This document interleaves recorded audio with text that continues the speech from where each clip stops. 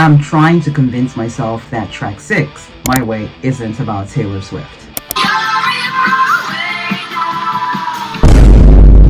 I mean, the song can be taken quite literally as some girl trying to steal Olivia's boyfriend, or there could be some subliminal messages about some girl or woman, in this case, trying to erase or invalidate Olivia.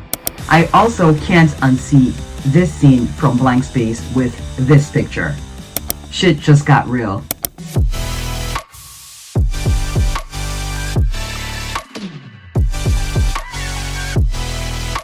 Words cannot express how long I, at my big age of 30 something, has been waiting for an album from a 23-year-old. That's the ultimate compliment. And I have tried my best to stay out of the comments section while listening to the album on YouTube because I don't want what others are saying to influence my thoughts on the album and my review. So, let's get right to it then.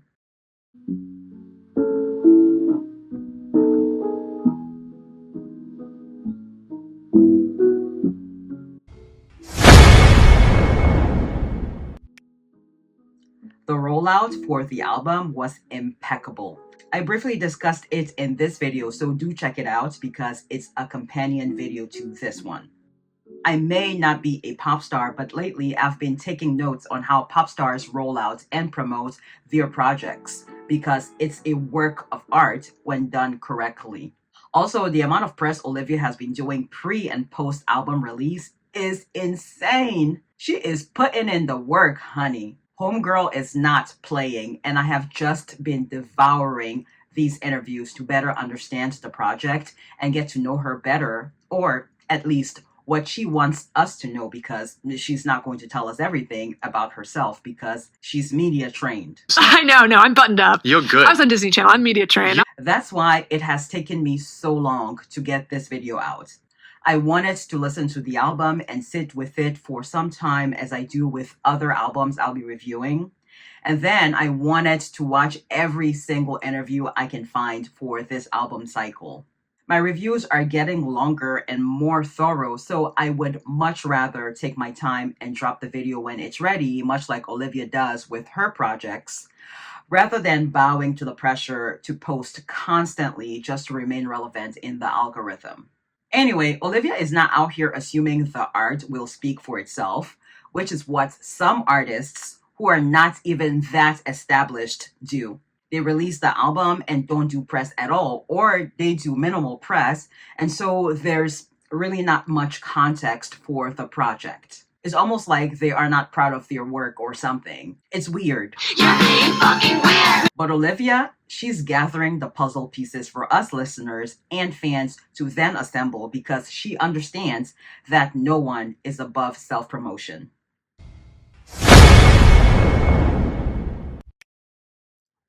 That album cover art is insane. She said on Kimmel that she was on that swing for about 2 hours trying to get that shot. And in heels, no less.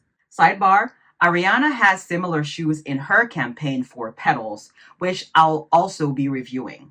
So if you don't want to miss that, turn on that notification bell. Pause this video, turn on that notification bell, and come back. I'll wait.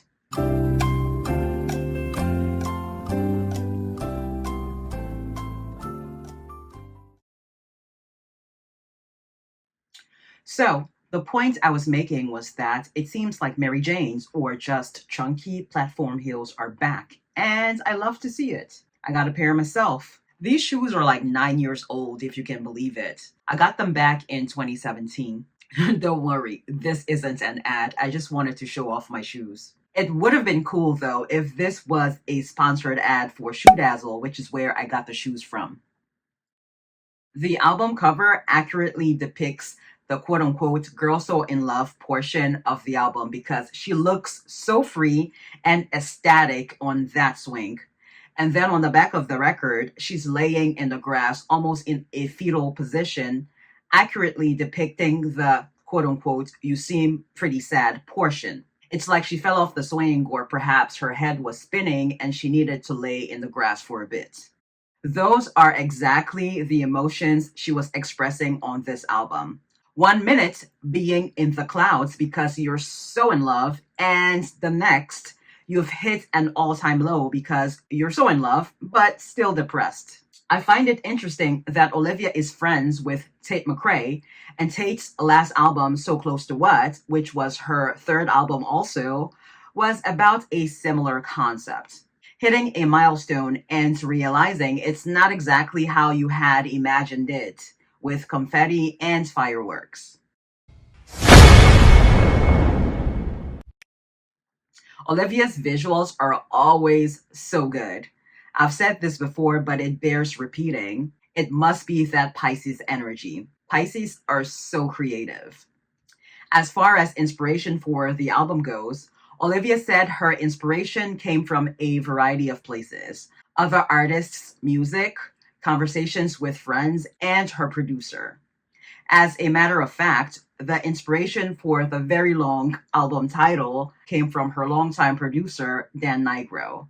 It was actually a direct quote from him, and she said it captured perfectly what she was going for in this album because it sparks curiosity. Miranda and Steve from Sex and the City. That was another inspiration for this album, Olivia said on an Elvis Duran interview. And now I feel like I have to go and watch the show. I saw both movies, but never the show. And because I didn't watch the show, I haven't watched And Just Like That, the grand conclusion to this whole series. This is why Olivia's music appeals to not just her generation, but to millennials like myself, and dare I say, perhaps even Gen Xers. Sound off in the comments if you're not Gen Z but still enjoy Olivia's music. Her references go way beyond what's popular or trendy right now or in the last few years. She's got range. She said on the Cosmopolitan interview that she had a crush on Bruce Springsteen and Anthony Bourdain. Such taste. No Reservations was and still is my show. She also said she doesn't watch Love Island, and I'm right there with her. I don't do reality TV shows any longer.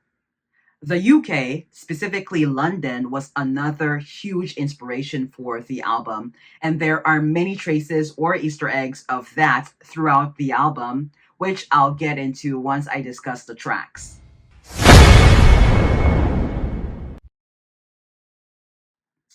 I didn't have a light pink shirt or blouse to go with the album theme, so I put on this polka dot blouse because Olivia has worn polka dots in at least 3 recent interviews. I'm not sure what polka dots has to do with the album, but it's cute, and you can't say I didn't try. By the way, prior to the album rollout, she had been posting a lot of pictures of her wearing polka dots on Instagram and pictures of clovers. So naturally, people assumed the album was going to be called Luck. Red was also a color Olivia was seen in a lot, leading to fans speculating the album will be about love. Well, they got that part right. Also, aside from luck, clovers also symbolize faith, hope, and love. Olivia has said in several interviews that the lyrics Here's to Hoping from Honeybee encapsulates this whole album. So, this album, despite the aesthetic being different than what we expected, is still pretty much on theme with what Olivia had been posting on her Instagram pre-album rollout, which she has since deleted or archived. That way, everything on her Instagram currently is strictly for this era. Okay, so I know we are a little bit into the video, but let me set some ground rules before I go any further. Since people tend to take critiques or criticisms of their faves as personal attacks these days, let me just be clear that this is strictly for entertainment purposes, and anything Olivia did not say in interviews or in the lyrics is speculation and my opinions, because it's my interpretation of the music and we can agree to disagree politely. Basically, let's keep it cute in the comments section. Also, my target audience is people ages 25 to 40 who are pop music and pop culture fanatics. So if you're not in that age group, and cannot control yourself in the comments, you don't even go here. I'm not even talking to you. And I know the vast majority of Olivia's fans and audience and people who generally consume her music are under 25, but music and pop culture in general are timeless and ageless. That being said, Drop Dead.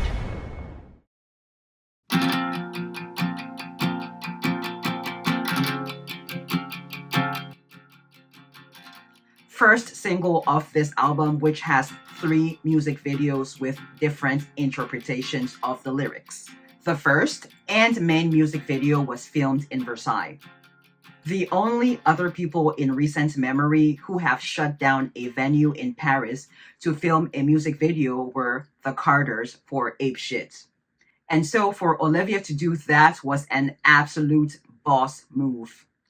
I saw a lot of YouTube shorts with people having these theories that her filming in Versailles is confirmation that she is still dating Louis Partridge, whom she was rumored to have broken up with several months ago, because Versailles used to be home to King Louis or something. Meanwhile, she explained on the Elvis Duran show that the music video is basically about falling for someone, and in your head, the possibilities are endless, and everything feels grand and dreamlike, sort of like Versailles, hence why it's filmed at Versailles.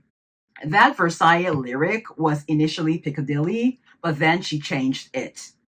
Since London was a big inspiration, I think she should have left it as Piccadilly, but then we wouldn't have gotten that iconic music video. Anyway, the song itself is about a first date that went really well. And I'm sure she stalked him on the internet afterwards, just like the chorus says.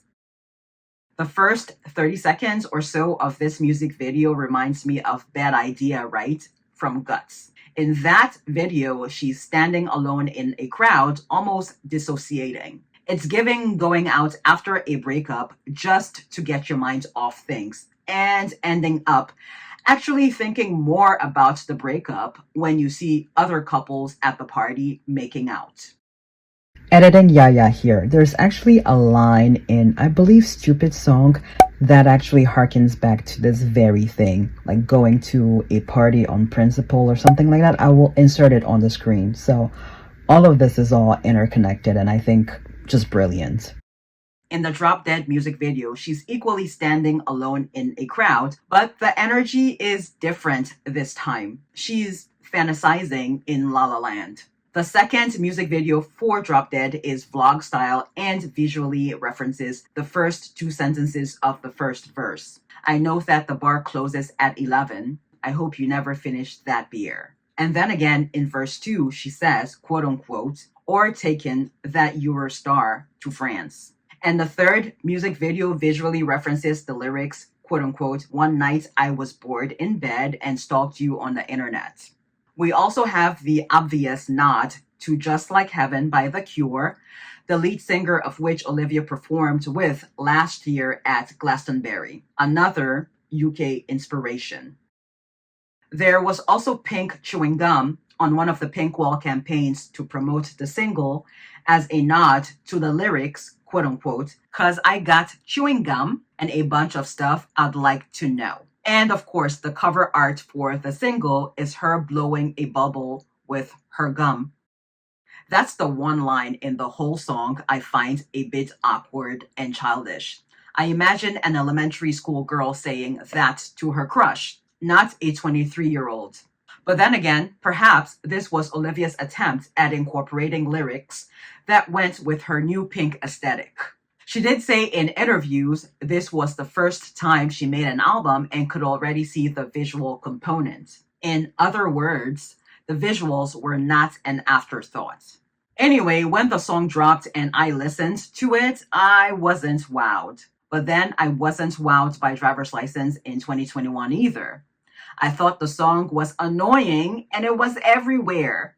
I was like, who is this little girl crying about her boyfriend breaking up with her? Olivia Rodriguez, a little Mexican girl, they be crying. I did like Deja Vu and loved the stalker concept for the music video. She being the stalker and imitating everything the new girlfriend is doing, perhaps in hopes that the ex-boyfriend will take her back.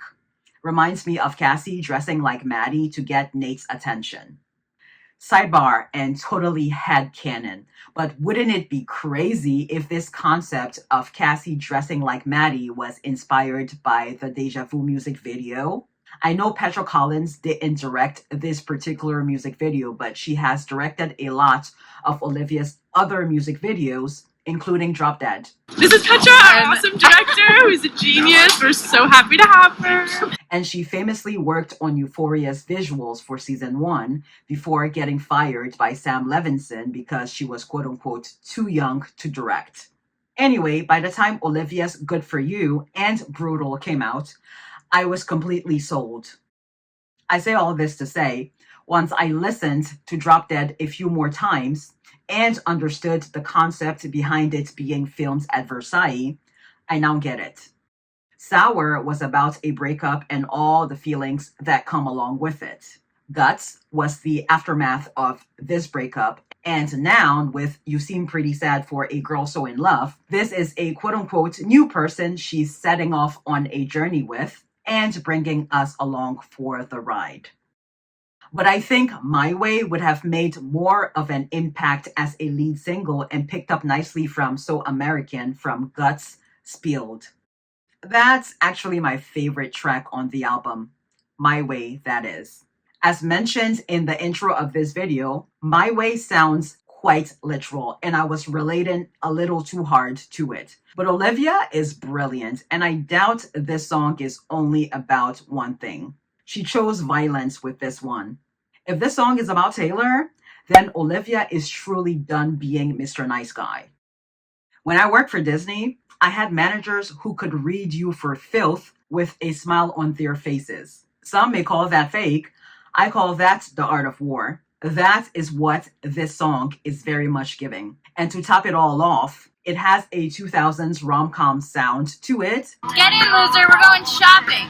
Potentially directed at a millennial who has built her brand of writing love songs. If that isn't savage, I don't know what is. This, again, is of course all speculation and for entertainment purposes only.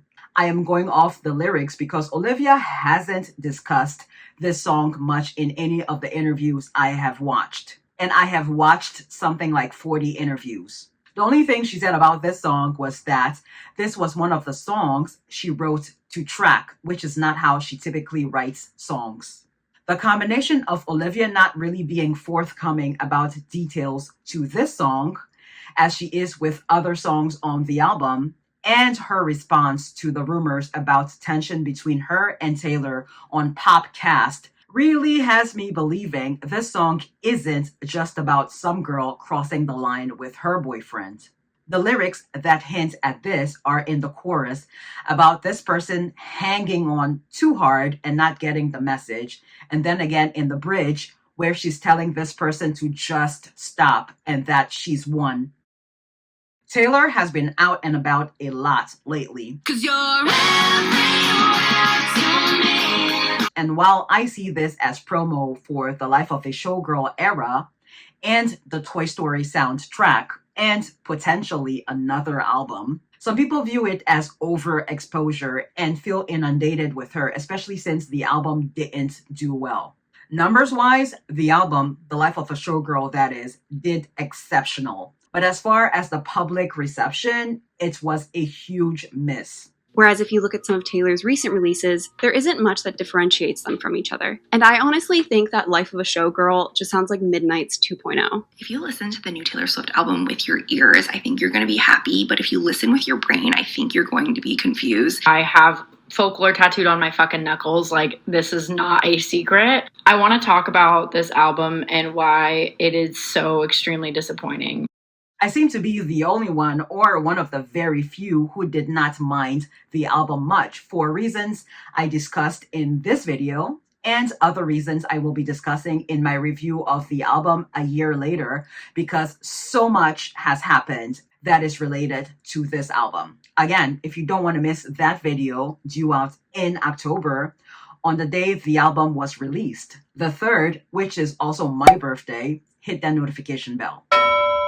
Anyway, people are not entirely wrong to feel flooded with images of Taylor left and right. Absence makes the heart grow fonder after all. But if Taylor wants to go out to basketball games and be photographed by the paparazzi every other day, that's her right, and we can't do anything about it except maybe not go on the internet or turn off the TV. She did say on several interviews that she's not about to disappear just because she's getting married. That's basically her way of telling us to deal with it. What's pop culture without the drama, you know? The Cure. This song, The Cure, has nothing to do with the band The Cure, although I love it so much. That's a direct quote from Olivia. This song, The Cure, has nothing to do with the band The Cure, although I love it so much. She also said this song is the thesis statement of this album and her favorite song alongside Honeybee. Her music video concepts are so fire, and this one for The Cure did not disappoint. I love that her initials, OR, could also double for operating room, thereby creating a hospital theme for a song called The Cure. The song is Obsessed's evil twin. In Obsessed, she is bothered by how many ex-girlfriends her boyfriend has, as if he's not allowed to have a past. And in this one, this same sentiment comes up again when she's tallying up the girls that he's fucked until she starts to cry. And she talks about having toxins in her bloodstream that he tries to suck out. Very much a nod to Vampire. Edward, stop. Her blood is clean. You're killing her. Which film could you watch 20 times over and not get bored? Twilight. Next question. Anyway, this song is about realizing that being in love or in a relationship doesn't solve your problems. It's like spending all this energy and time trying to get to a destination, and once you're there, now what? Was it what you wanted in your heart of hearts, or was it for external validation? Somehow, this reminds me of Tanya's assistant in The White Lotus Season 2, Portia. She's in one of the most beautiful places on earth, in a luxury resort, likely all paid for by her boss, and she's miserable and looking for the bad boy type. Well, she got what she was looking for. My point is, clearly, Portia being miserable had little to do with her weird, sad old boss. It was more a Portia problem than a Tanya problem. You can go to the most luxurious resort on earth, or in Olivia's case, fall in love, and if you're not already content within, well then, you'll still be miserable and sad while in love. I love the use of red yarn in the music video to depict blood, among other things. Not that real blood on screen makes me queasy. In real life, it 100% makes me queasy, but not on TV. That's why I can tolerate slasher and horror movies. Her nurse outfit reminds me very much of Sabrina Carpenter's video for Taste, where Jenna Ortega was dressed like the nurse from Kill Bill. The red yarn also works when she sings the unraveled part, because she said this song is the unraveling of this narrative. I Am a Thread on Your Shirt That Is Coming Undone from Stupid Song also fits this red yarn symbolism. I like that she brought back ballerinas for the Stupid Song music video. Feels like a nod to Brutal. The ballerinas seem like a representation of her internal dialogue or emotions. Olivia said Stupid Song was inspired by the book Simple Passions by Annie Ernaux, which I haven't read, but the synopsis is similar to this movie I watched recently called The Piano Teacher, which I thought was strange. The movie is supposed to be on the erotic side, but I didn't really get that, and it actually turned violent. Another interesting fact about Stupid Song is that it was the hardest song to write. Olivia said, structure-wise, Stupid Song was like Driver's License and also written on her grand piano. She wanted to switch it up a bit, though, and take it in a different direction, and I definitely felt that listening to the song for the first time. It's very unpredictable. You plus me equals heart emoji. Funny thing about this song is, on the day the album dropped, the title on YouTube read You plus me equals 3, which I thought was interesting. All I could think of was Princess Diana saying to the reporter, there were 3 of us in this marriage. Well, there were 3 of us in this marriage, so it was a bit crowded. I really just think Olivia was trying to make a heart out of the number 3 and the less than symbol, but then forgot the less than symbol. Anyway, she or her team quickly fixed it by just using an emoji. This song is Deja Vu's second cousin. In Deja Vu, she sings about her ex-boyfriend recycling or reusing lines or scenarios for his new girlfriend. Well, in this song, she says all her ex-boyfriends have heard the same lines she's using on her current boyfriend, but that she likes her current boyfriend better by 1,000,000 times. Well, I mean, that's why she's with him, innit? Purple. Another song which can be taken quite literally about her making her boyfriend her whole personality. Or perhaps there are heavy-handed hints that she's low-key firing shots at Taylor again. The chorus reads, "And I melt with you, your red and my blue, now I see the world in purple." First off, what a nice nod to the aesthetic of her previous two albums. And the song by Modern English, which was used in a Hershey chocolate commercial in the 2000s. Where are the heavy-handed hints about Taylor, you may ask? It's in the last line of the first pre-chorus, and so it goes that. Taylor has a song from Reputation called So It Goes, which is my favorite song on Reputation. Could it be a coincidence that Olivia has that in this song? Perhaps, but I think not. But the most glaring of the hints are on the second pre-chorus and outro. I had big dreams till I tied myself to you. Now I'm all consumed. Melt with you till it all turns black. Melt with you till it just feels sad. That's a tongue twister. At this point, I'm going to have to rehash what this tension between Olivia and Taylor is for those of you who are employed and or might not listen to either of one of these women's music, or perhaps you are indeed a fan, but from another country where there are no rampant tabloids about American celebrities. This tension is not about a man or something stupid like that. It's about power dynamics. I was going to classify it as first world problems, but girls can be mean to each other no matter what side of the planet you're on. And I know this because I'm from Africa, and I remember being 11 or 12 in an all-girls boarding school and having some classmates be mean to me, and I, in turn, was mean to others. Watch this video after this one for more details if you care. One of my mutuals, Is It the Right Word, actually breaks down this quote-unquote feud, if you will, in several videos. Even I didn't know the specifics of what was going on in regards to Olivia and Taylor until I watched her videos.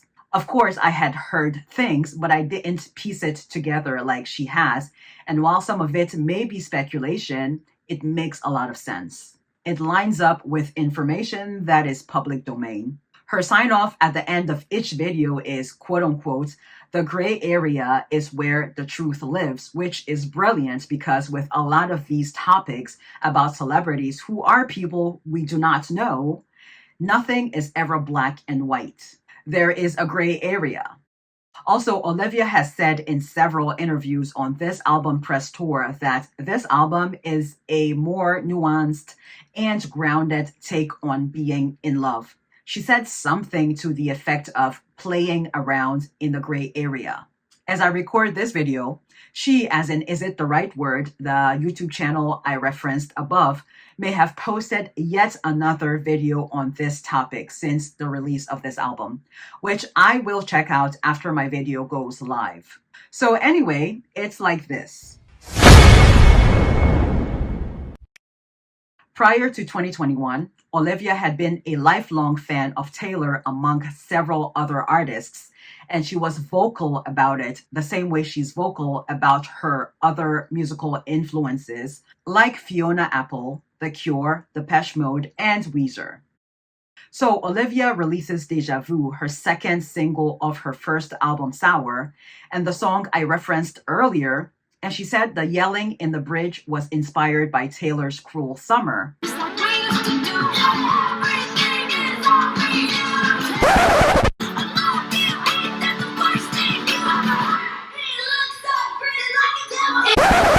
a song that was released in 2019 as part of the Lover album, but the song didn't make a splash until 2023 at the Eras Tour.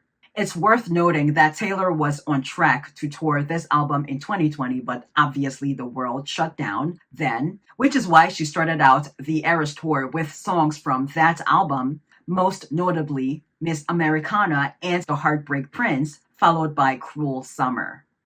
So, because Olivia mentioned Taylor's Cruel Summer as her inspiration for Deja Vu, she had to give writing credit to Taylor retroactively, which translates to paying Taylor 50% of what the song made. Let me tell you how confused I was when I heard this in 2022, because I listened to both songs and they sounded nothing alike. By the way, 2022 was also when the whole debacle with Khalees and Beyonce happened. Beyonce credited Khalees on one of the songs on Renaissance, and Khalees came out saying she didn't give Beyonce permission to sample the song, and that it's theft. So anyway, because Olivia gives writing credit to Taylor, this opens up the floodgates. She also had to give writing credit to Hailey from Paramore because apparently the chorus of Good For You, Olivia's third single from Sour, sounded like Misery Business. Courtney Love also accused Olivia of plagiarizing her album cover. Mind you, Olivia is a brand new artist at this point and is about 17 or 18. And so I'm guessing people thought it was open season on her, even though her first single, Driver's License, had cemented her into pop culture history. I briefly discuss all this in this video from 2023. I'll link it below. 2023 rolls around. Olivia drops her second album, Guts, which I reviewed and it's linked below. And Olivia references what happened in 2021 in the song Vampire, the lead single, and possibly The Grudge. All her song titles are in lowercase, by the way, because this is important. 2024, in the middle of the Eras Tour, Taylor releases The Tortured Poets Department, which I reviewed, link is below, of course. In 2 songs on this album, Taylor does some very Olivia-like things, which initially I took note of, but didn't think it meant anything. But knowing Taylor, it was intentional, and some may see it as a taunt, like you copied me in Deja Vu, and now I'm gonna copy you back, and you can't do anything about it because I'm a billionaire and at the top of my game now. The songs in question are I Can Do It With a Broken Heart and I'm Gonna Get You Back. Towards the end of I Can Do It With a Broken Heart, Taylor is doing a lot of talking and ends with Try and Come for My Job. When I heard that initially, I wondered who she was talking about and thought it was some powerful man who wants to drag her down, not a girl who is like 10 years her junior. In Olivia's Get Him Back, which was her third single of her second album, Guts, she talks at the end of the song, too. I got him good. I got him really good. And nobody knows. I'm trying to cover my job. I reiterate, her album was released a year before Taylor's. In Taylor's I'm Gonna Get You Back, which is all one word and in lowercase, she sings about debating if she wants her ex back or if she wants revenge on him. The same theme in Olivia's Get Him Back, except Olivia's is more tongue-in-cheek, no shade. Of all the 31 tracks on Tortured Poets, only 3 of the song titles are in lowercase. There's Thank You Amy, which is mostly in lowercase with the letters K-I-M in uppercase to let us know who the song was about. Taylor just had to have the last word. LOML, Love of My Life, is the other track title in lowercase for what reason I don't know. And then, of course, I'm Gonna Get You Back. So at this point, you may be thinking, that's it? That's why there is tension between them? Well, yes, for the sake of brevity, that's the crux of it. The additional layer to this is that it's well documented that Taylor is scared of being replaced or of fading away. In Miss Americana, which may still be on Netflix, we discover that her 2019 album Lover was an attempt to repair her reputation. Reputation, her previous album, apparently didn't do well and didn't get any Grammy nominations. I find this interesting because I liked Endgame and Are You Ready for It right out the gate. I was not one of those people who waited until 5 years later to like those songs, as Taylor keeps repeating in interviews. Look What You Made Me Do was annoying to me, and also I didn't understand the symbolisms in the music video until someone casually told me the song was about Kimye, which again confused me because at this point in 2017 and 2018, it had been nearly a decade since Ye got on stage and interrupted her, and I thought they had patched things up. So I was like, this is still going on? These people are exhausting. Anyway, Reputation wasn't well received, apparently, and neither was Lover, and a 29-year-old Taylor at the time was afraid that this album not doing well and her turning 30 the following year would be a lethal combination for her career in an industry where youth is currency. 2020's Folklore and Evermore changed that for her, obviously, but still, she's no longer 20, and here comes this 17-year-old from the Disney Channel who idolizes her and is also being compared to her. Her replacement, possibly. Never mind that it's the people at the top who typically orchestrate this sort of thing, and the public plays right into it. So Taylor, naturally, has to show Olivia who is boss. This fear of being replaced comes up again in a song on the Tortured Poets called Clarabelle, which when I initially listened to the song, I misinterpreted it to be about beauty standards. But it's about a newer artist always being compared to a previous one as though the newer artist is the replacement. Our brains as humans always try to categorize things. It's simple psychology. But where people start pitting female artists against each other, that's just psychotic. In Clarabelle, Taylor sings about Stevie Nicks being compared to Clarabelle, and then her, Taylor, being compared to Stevie Nicks, and finally, some new girl being compared to her, Taylor. Sidebar, I saw a picture of Taylor wearing a shirt with Stevie Nicks written on it at the Knicks game the other day. An Easter egg for her fans, no doubt. She did say she has Stevie Nicks in her life on the Stephen Colbert Show. While we are on Stevie Nicks, she's one of the special guests on Olivia's Daisy Chain Fields Festival in August, which has a lineup of only female artists. Santa Gold is in the lineup as well. Only real ones know who Santa Gold is. The first time I heard her music was in Fame, the 2009 version, in this carnival scene.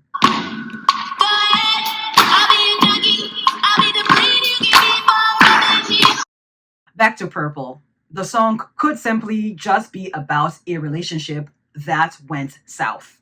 On the podcast, Olivia described it as quote-unquote sad and creepy, and Joe, one of the hosts, described it as the big turning point in this story. For me, right from track 1, Drop Dead, I sensed this fear that this love was too good to be true in the lyrics, quote unquote, "You're so pretty boy, I'm paranoid I made you up," which makes Purple a not so big turning point for me. The doubt about this love was always there and harkens back to Driver's License. But I understand what Joe was saying. Love is usually represented by a red or pink heart emoji. So if it's purple, that must mean things are souring. Nice nod to sour there. This song was originally a pure love song, and then when her relationship ended in real life, she and Dan went back to the song to tweak it. As mentioned earlier, there's a nod to I Melt With You by Modern English in this song, which I find interesting, as Purple is supposed to signal the beginning of the end. Meanwhile, Olivia has cited I Melt With You as one of her favorite or perfect wedding songs. Maggots for Brains. This title immediately made me think of Goodfellas, that one mafia movie with Robert De Niro where his character, James, is telling Henry to stop doing cocaine because it's turning his brain into mush. Stop with those fucking drugs. They're making your mind into mush. You hear me? Anyway, this is yet another song about missing her boyfriend and not knowing what to do with herself while he is away. I also interpreted the song as a girl being so male identified that she loses all her personality in a relationship and absorbs that of her boyfriend. Even wishing for a tragedy just so he'd come running is diabolical. The theme of this song is similar to that of Purple. This revelation was inspired by this video of one of my favorite creators explaining why her engagement failed. On popular opinion, I feel like Robert Smith would have worked better on this track versus What's Wrong With Me because the strings at the beginning are just very late 80s, early 90s, and reminiscent of Just Like Heaven. Robert on Purple would have worked too. Also, Maggots for Brains was specifically inspired by Miranda and Steve in Sex and the City, this scene in particular, which are in the lyrics. Olivia said in multiple interviews that she is excited to play this one live. I feel like Honeybee is a nod to her best friend Conan Gray, who posted an original song to YouTube in 2016 called Honeybee. Also, I'm getting a 100 Acre Wood, Winnie the Pooh vibe from this song. It's pure, sweet, and almost childlike, not childish. Winnie the Pooh likes honey and is also English. Olivia said this was among the first songs written, if not the first song written for this album. Her first attempt at writing a love song infused with a hint of melancholy. The Hopping the Fence line is a Notting Hill reference, Olivia said in the American Express Story of My Song interview. I really like the violin interlude. I've talked ad nauseum in my other album reviews about the incorporation of violins in pop music and how I'm addicted to songs with the violin component, and this song isn't different. I'm not huge into ballads. I prefer songs that are energetic, but this song is so sweet, I can't not like it. This one took me a few listens to appreciate because I couldn't relate to the sentiment initially. I haven't felt this way about anyone in a while, just been trying to unpack my own traumas. Begged and Less are sister songs in my opinion because they are both about unmet expectations.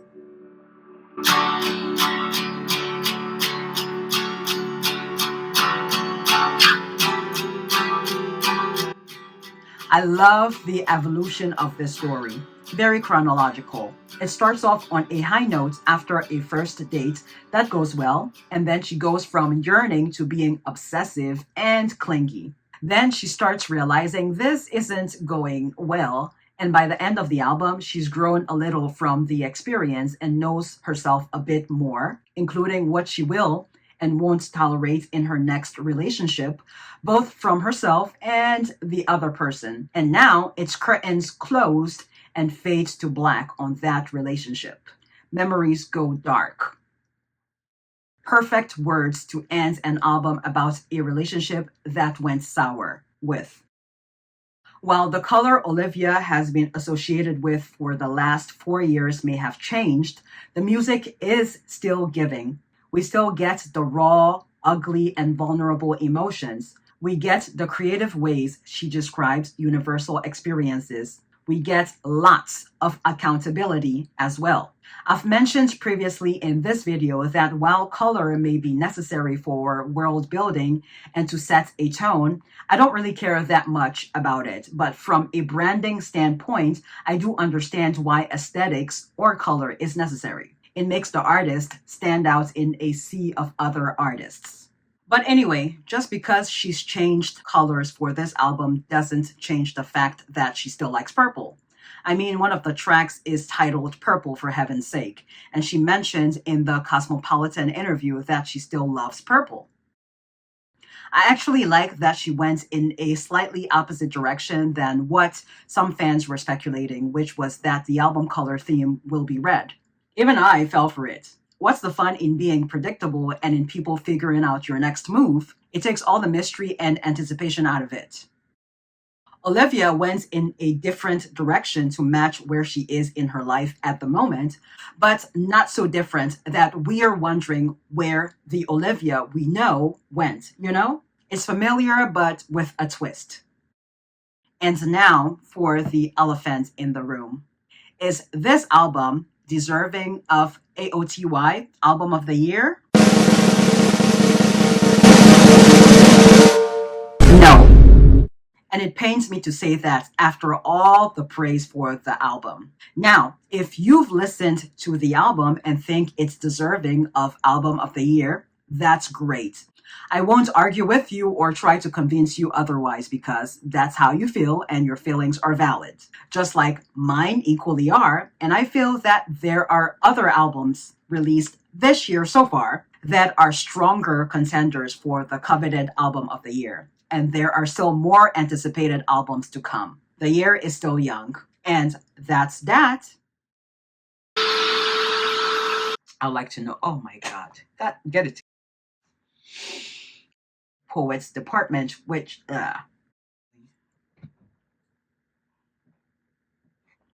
obviously, oh, not the toilet flushing. Okay. All right. This is the last haul.